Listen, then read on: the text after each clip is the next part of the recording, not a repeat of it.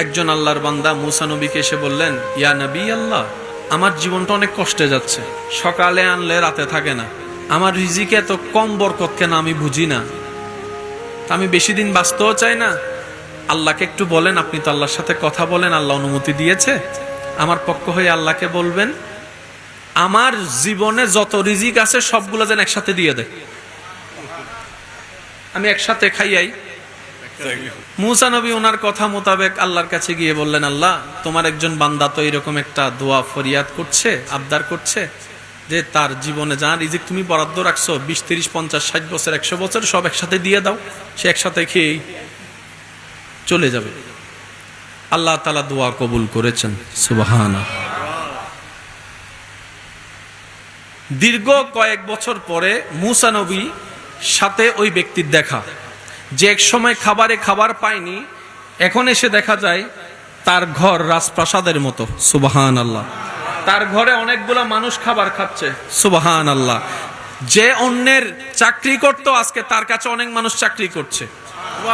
তো মুসা নবী দেখে আল্লাহকে জিজ্ঞেস করলেন, ইয়া রাব্বাল আলামিন, মামলা তো আমি বুঝলাম না, যার কোনো কিছুই ছিল না তাকে তুমি একসাথে সব যদি দিয়ে দাও, সে খেয়ে শেষ হয়ে যাবে, ফিনিশ।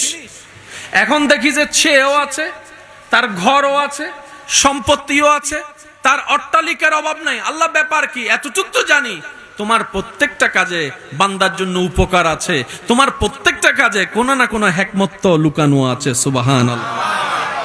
আল্লাহ, আমি তো জানি তুমি সব সময় বান্দাকে কারণ খুঁজতে থাকো ক্ষমা করে দেওয়ার জন্য, তুমি কারণ খুঁজতে থাকো বান্দাকে নিয়ামত দান করার জন্য, সুবহানাল্লাহ। তো মুসা নবী যখন জানতে চাইলেন, রব্বুল আলামিন বললেন, তার দোয়া মোতাবেক আমি আল্লাহ কবুল করে তাকে সে সম্পত্তি দান করেছি যা তার রিজিকে ছিল। কিন্তু এমন কেন হয়েছে জানো? আমি আল্লাহ তাকে যখন সমস্ত রিজিক দান করে দিলাম 10 ভাগ, আমার বান্দা কি করেছে জানো? ওই রিজিক পাওয়ার পরে 2 ভাগ নিজের জন্য রেখে 8 ভাগ আমার নামে আমার বান্দাদের জন্য দিয়ে দিছে, সুবহানাল্লাহ। আর আমি রবের ওয়াদা কি, যে আমার জন্য দিবে আমি তার জন্য আরো বেশি দিব। এবার সে আমার জন্য আমার দেওয়া রিজিক থেকে 1 বস্তা যখন রিজিক চাউল যখন আমার অভাবী বান্দাকে দিয়েছে, তা আমি আল্লাহ তো ওয়াদা ভঙ্গ করতে পারি না। সে যখন আমার বান্দাকে 1 বস্তা দিয়েছে, আমি তাকে 2 বস্তা রিটার্ন করে দিলাম, সুবহানাল্লাহ।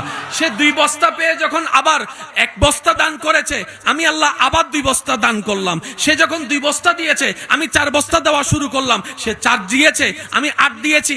সে দিতেই আছে, আমিও দিতে আছি। সে দিতেই আছে, আমিও দিতে আছি। সে দিতেই আছে, আমিও দিতে আছি। লা ইন শাকারতুম লা আযীদান্নাকুম, সুবহানাল্লাহ। মান জাআ বিল হাসানাতি ফালাহু আশরু আমসালিহা। তো সেজন্য মনে রাখবেন, আল্লাহ দিতে প্রস্তুত। আমরা গাদা, আমরা সালাক নই বলে নিতেও জানি না, ধরতেও জানি না। আচ্ছা, সত্যি করে একটা কথা বলেন, পাওয়া বড় জিনিস নাকি ধরে রাখা বড় জিনিস?